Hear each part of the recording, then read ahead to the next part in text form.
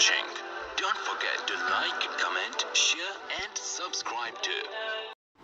الحمد لله الذي أرسل رسوله بالهدى ودين الحق ليظهره على الدين كله فاجعله شاهدا ومبشرا ونذيرا وداعيا إلى الله بإذنه وسراجا منيرا. وقال الله تبارك وتعالى في كلام الله المجيد والفرقان الحميد ورفعنا لك ذکرک.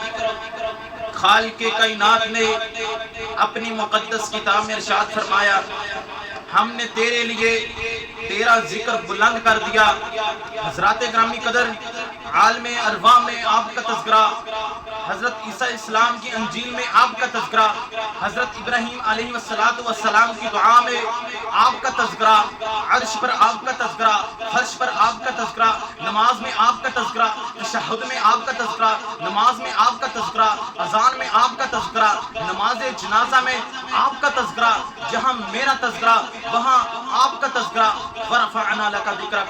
جب تک اس میں میرا ذکر رہے گا آپ کا ذکر رہے گا، اور جب تک میرا ذکر ختم ہو جائے گا دنیا ختم ہو جائے گی.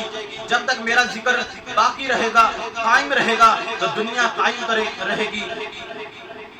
حضرات گرامی قدر، جس کی نسبت آپ کی طرف ہوتی گئی وہ عظمت والا بنتا گیا. جس پتھر کی نسبت آپ کی طرف ہوتی گئی وہ پتھر سب پتھروں سے اعلیٰ ہو گیا. جس درخت کی نسبت آپ کی طرف ہو گئی وہ درخت سب درختوں سے اعلیٰ ہو گیا. جس پانی کی نسبت آپ کی طرف ہو گئی وہ سب پانیوں سے اعلیٰ اور افضل ہو گیا. جس فرشتے کی نسبت آپ کی طرف ہوتی گئی وہ فرشتہ سب فرشتوں کا سردار بن گیا. جس شہر کی نسبت آپ کی طرف ہوتی گئی وہ شہر سب شہروں سے افضل ہو گیا. جس امت کی نسبت آپ کی طرف ہوتی گئی وہ امت باقی امتوں سے بہتر، افضل اور اعلیٰ ہو گئی. خالق کائنات نے اپنی مقدس کتاب میں ارشاد فرمایا ہے کنتم خیر امت اخرجت للناس تأمرون بالمعروف وتنہون عن المنکر. تم سب سے بہترین امت ہو جو لوگوں کے لیے نکالی گئی ہو، نیکی کا حکم دیتی ہو اور برائی سے روکتی ہو. حضرات گرامی قدر، امام الانبیاء، امام الرسل، ختم الرسل، امام القبلتین، امام المجاہدین حضرت محمد رسول اللہ صلی اللہ علیہ وآلہ وسلم، جن کو خالق کائنات نے حق دے کر بھیجا، اور صرف قرآن مجید نہیں، اس کے بعد نبی مکرم صلی اللہ علیہ وسلم نے عمل کر کے دکھایا.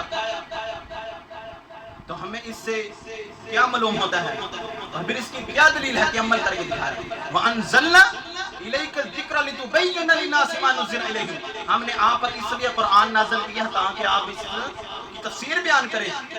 تو اس سے کیا معلوم ہوا کہ خالق کائنات اور رسول اکرم صلی اللہ علیہ وسلم کے فیصلے میں کوئی کسی قسم کا شک نہیں ہے، کوئی فرق نہیں ہے. جس شخص نے رسول اکرم صلی اللہ علیہ وسلم کی نافرمانی کی گویا کہ اس نے خالق کائنات کی نافرمانی کی.